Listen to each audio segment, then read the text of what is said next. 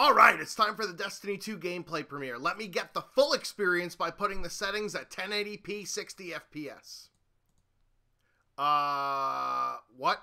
Lots of people have been asking me about Destiny 2 because there was a gameplay reveal and fanboys are giddy about shelling out money for features that are unacceptable in 2017 for a shooter game. As everyone mostly knows by now, I don't buy games unless I try them first, and there is going to be a beta at some point during the summer for Destiny 2 if you pre-order the game, which is the only acceptable reason to ever pre-order a game. You shouldn't get hyped about a game until you can actually play it, which thus far only a few select special YouTubers have, so put the fucking brakes on the hype train, people. There's lots of reasons for me to be concerned about the game just from the information that's being disseminated. I infamously canceled my pre-order for the first Destiny game after playing the beta, and that video generated a lot of discussion, but it was also filled with all the normal idiotic excuses of, "It's just a beta, not the full game," and "You're not good at the game, so that's why you hate it." Which I did make an entire zombie lies video about the former, and the latter just means that there's never any bad games, just bad players, which we all know is complete bullshit.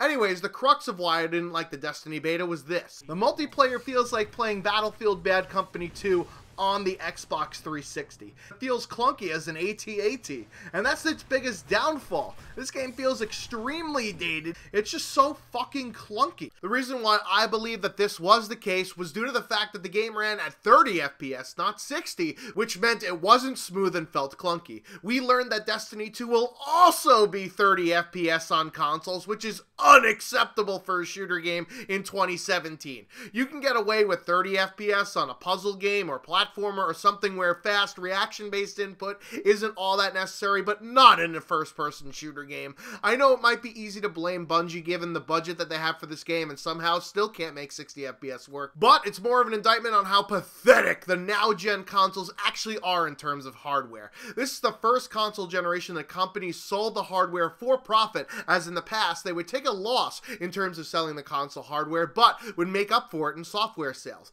Due to corporate greed, we're stuck with objectively the shittiest generation of consoles ever to hit the market, and the fact that 4 years into its life cycle, we're already downscaling games to 30 FPS like Battlefield games on the 360 and PS3 is proof positive. If I were a console Destiny gamer, this is an automatic no sale for me based on just this information alone, and I'm surprised more people aren't that outraged about this. I've heard damage controlling from the fanboys saying that the open world game is too much for a steady 60 FPS, to the downright laughable 30 FPS is fine because it's more cinematic this way. Fucking eye roll. We found out that the multiplayer part of Destiny 2 is only 4v4, so there's no excuse why at least that portion of the game couldn't be 60 FPS unless Bungie figured that we shouldn't have two different experiences in terms of gameplay ability to contrast the campaign that's stuck at 30 FPS. Thankfully, this Destiny iteration is also coming to PC for the first time, and there is no hard frame rate cap other than the practical one from your graphics card. However, there's still a ton of red flags about this game.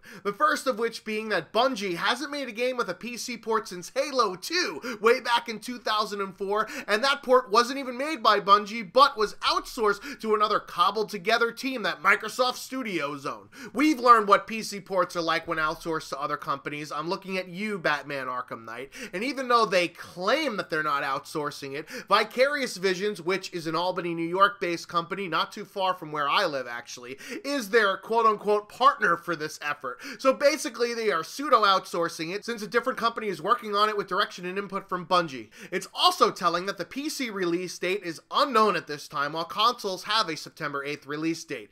This doesn't really bode well, as it probably means that the PC port is not high on the priority list even if Bungie promises to make it quote legit on day one by implementing a ton of standard PC features like custom key mapping, FOV sliders, 4K and ultra-wide resolution support, but none of these things were available during a recent playtest, as Bungie claimed it was based on an earlier build that didn't yet have these features. Something else to watch out for with Destiny 2 is that it will be exclusive to Battle.net or the Blizzard app or whatever the fuck they're calling it nowadays. While this is a good thing due to the anti-cheat systems within the platform, it also brings about some weird fuckery with the NA and EU, separate separate account system that's quite cumbersome. Does this mean that the game's probably already smaller player base is split into two with how this division works? It's not really clear at this time.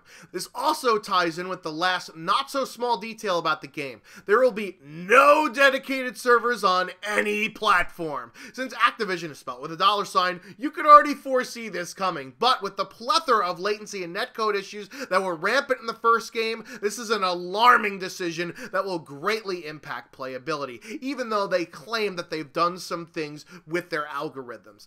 All of these things, combined with the fact that the first game cut up the main story to sell later as DLC, trials might not be available in Destiny 2 on day one, and incorporating the fact that loot won't carry over into the new game as part of the fucking trailer for the game, there's not a lot of things to be excited about for this game other than it's a sequel of a game that for some reason was really popular.